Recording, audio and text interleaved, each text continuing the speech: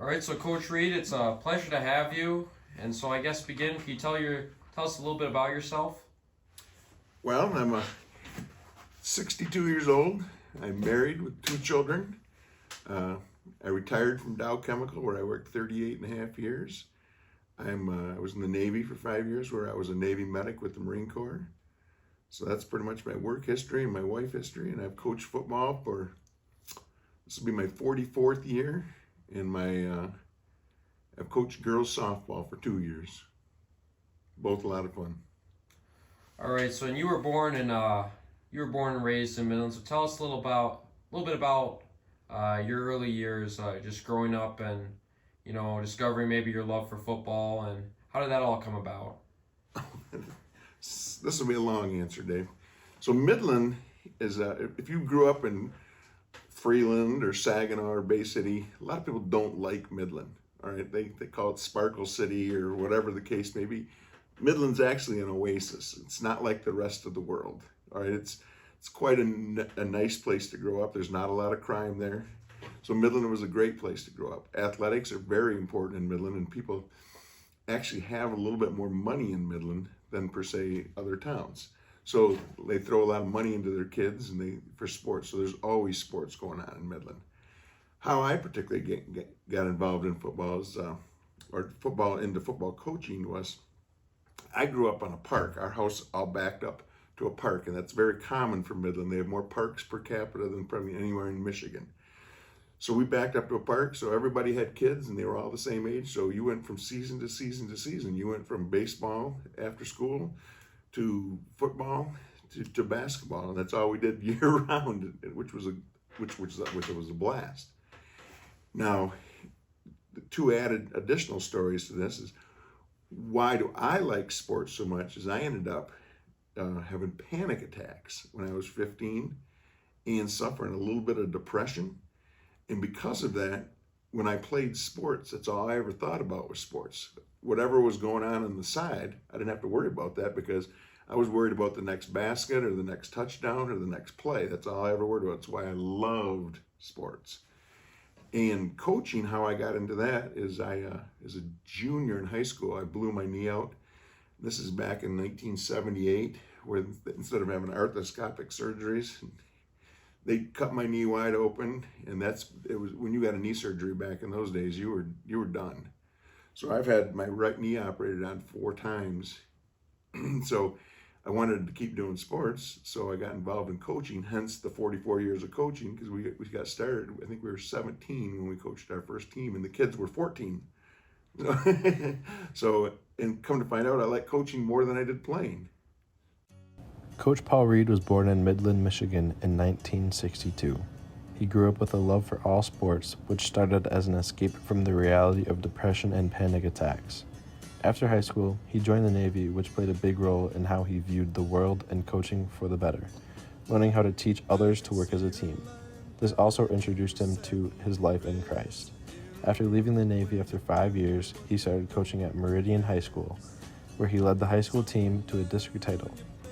After Meridian, he joined St. Louis, where he put a halt to a 20-season losing streak, winning their first homecoming game in a very long time. After leaving St. Louis again, he joined Valley Lutheran as a head coach for his 43rd year of coaching, with many of his friends on the football coaching staff at Valley Lutheran. He loves the feeling of family at Valley Lutheran and how we play with Christ as our foundation. A big bonus is also having no ineligibilities for the team. The weight room is where Coach Reid made the biggest change for Valley Lutheran. He was there every day, encouraging kids to do the best and most that they could for the better of the team and the school. I think everybody, now I was in the United States Navy in the 5 most peaceful years of the United States. All right, so that was a nice thing. There was no war going on. It was 1980 to 1985. So, but I think, and I've always thought that everybody should spend a couple years in the service, because the first thing they do is they break you down. Doesn't matter what you are, and they get you to work as a team. When you grow up in Midland, which is a 98% white Anglo-Saxon town, the rest of the world is not like that. So you have to, when you get in the service, when 20% of the Navy is actually people from the Philippines, Uh, you meet your first black people outside of Midland, and you've got to learn to get along. When I was in boot night in core school, my two roommates were from two black guys from New Orleans and a guy named Angel Ortiz, who was Hispanic from Jersey City. So they mesh people together, and you either sink or float. You've got to learn to get along.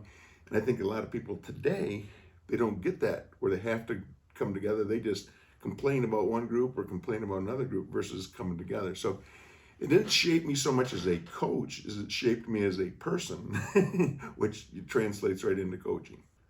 So first of all, generally when schools are looking for coaches, they're looking for teachers. So I'm not a teacher, so that it's hard to find a job. And if you are looking for a position, it's usually not a team that was just 8-1 that's looking for a coach. Most of the teams looking for a coach are the 1-8s, or they've had no success. So you have to go for a school that's had a lot of non-success. Hence, that's why I get these programs in the first place. And then such as I'm messing my thought up, but it's okay. You've got to find a place that's unsuccessful, because that's the people looking for the job, and someone who will take a non-teacher. Okay, so once you've got those, so we got over to Meridian, and when I say we, because one man is not successful. All right, if you surround yourself with good people, you're going to be okay. And unfortunately, what I'm about to tell you might hurt a little bit, since we're from Valley. Valley's been pretty much predominantly known as the worst team in the state. And matter of fact, at these other schools, which not so much Meridian, but at St. Louis, we used to play Valley, and we were like winning at halftime, like 21-14. I don't know if I've ever yelled at my kids harder than that. That's Valley. We're only up by a touchdown against Valley. So Valley's job opened up, and I called my buddy Donnie, who we've been friends for 50 some years. I said, Donnie, I think they're the worst team in the state. He called me back and says, Paul, they're not the worst team. There's 412 teams in the state. They're rated at 398, so there's 4 teams worse. So we came over here. We liked it immediately. There's some pretty neat things here at Valley that people don't know about. Number one, the parents in the stands are not like others. They're not bad people. They're not screaming and thinking they know everything. We won our first game. I had a mother hug me after one game, telling me that was greater than a Super Bowl victory. So you have 0 in that academic ineligibles. You very seldom have any kid who's in trouble. And I hope this doesn't hurt people's feelings, but if you're at a public school and you have 30 kids, there's a good chance 20 of their parents are divorced. At Valley, the numbers are reversed. You might have 10% that are divorced. So it's more of a family environment, and they take that right into the school. So the environment, to work together and team and family, that's all here. We just didn't have any athletes, or our athletes weren't strong. So once we got them strong, we had some success, and we were 5-4, which is second winning season in the history of the school. Next year will be about the same. The year after that, the only team that could beat us is Ithaca. We've just turned it around. You can feel it. They feel it, and it's not me, or it's not Donnie, or it's not the coaching staff. It's everybody. If you come in here on a Saturday on Easter, and there's 20 kids there in the weight room lifting to get stronger, who's that? Is that them, or is that me? I think it's in their hearts. So strangely, as a kid, we never went to church. Our family, we grew up as a Methodist, but we never went to church. Just it was a broken home, and the first time, and I was never baptized ever. My brothers and sisters were baptized. I was not baptized. So when I was baptized, I was an adult. I was like 27 years old. So I had to know what I was doing. I couldn't just do it before I could speak. So I had to take it upon myself. Where I first got into religion was in the service. I was over in Okinawa. They have a non-denominational church, because when you're over there, you have Methodists, Baptists, Lutherans, Catholics. you don't have enough for one congregation, so you have these non-denominational churches. Wonderful, just loved it. Matter of fact, my friends used to get mad at me because we'd have a softball game at noon, and at 11:50 I'd be getting out of church. I had to make sure I made it there in time. So that was just the start of it. But then one day I thought, you know what? And this is a bad thing. I never want to mean to hurt people's feelings, but a lot of people like to talk about the Bible. Even churches but they want to question what you know about it. I said, you know what? For me to know more about the Bible, I should probably read it. So I read it from cover to cover. All right. So that was the start of my spiritual journey. All right. And then I enjoyed what I read, and I took the Lord as my Savior. So once did that, now let's say I'll be riding in the car with my dad. We were going to Gettysburg. I said, do you believe that the Lord died for your sins, Dad? Well, I'm not sure. I said, well, you might want to come to grips with this pretty quick because you're getting older. So now I find myself not so much on a crusade, but trying to help people that don't believe in it.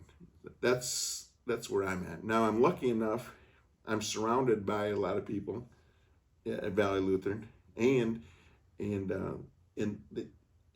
make it part, or people want it to be part of the education. And I think that just makes the education better. Well, I guess to get on maybe a different topic. So you've obviously done, a lot of your life besides football. I mean, you work at Dow Chemical, but also interesting, not many people know that you did run for office once. So maybe tell us a bit about, your run for office, I believe is in Midland, correct? Yes. I was actually the state senate. And it's not because I'm very political. I just got tired of the politicians. What happened was every day you go home, you watch the evening news, and whether it be the Congress or the Senate, let's say 100 Democrats voted for it and 100 Republicans voted against it. All right, nobody crosses party lines. And I told my wife, I said, that's not how it's supposed to be. And I was just I was just unhappy with how that goes. And so I just happened to volunteer for Habitat for Humanity. And I was in this room painting the ceiling. It was a vaulted ceiling. And Dave Camp, who was one of the state senators from Michigan, he came over for Habitat for Humanity. He was with his entire entourage, like the reporters, everything. And they put him in the same room with me. Destiny? I don't know. But we're talking about politics. And he says, Paul, it's like football. It's like two teams competing against each other. That's what Republicans and Democrats are. I said, they may be that way, but that's not how it was intended. It's supposed to be you have an opinion here and you have an opinion here, and then you find compromise. So, all right, that's how it's supposed to work. So it's not a competition. It's nothing like football. So after that conversation, I told my wife, I'm tired of this. She says, what are you going to do? I said, well, I'm going to run for state senate. With no experience at all, I went down to the state office. I filed on the Democratic Party to run because the incumbent was a Republican, and and they put me on the ballot. And at first, I had to win a primary. And the guy I was running against, he knew me, and he got up in front of everybody. We were competing against each other. He goes, Paul Reid's my competitor. He says, I know Paul Reid. I'd vote for Paul Reid. I'm like, you're just helping me.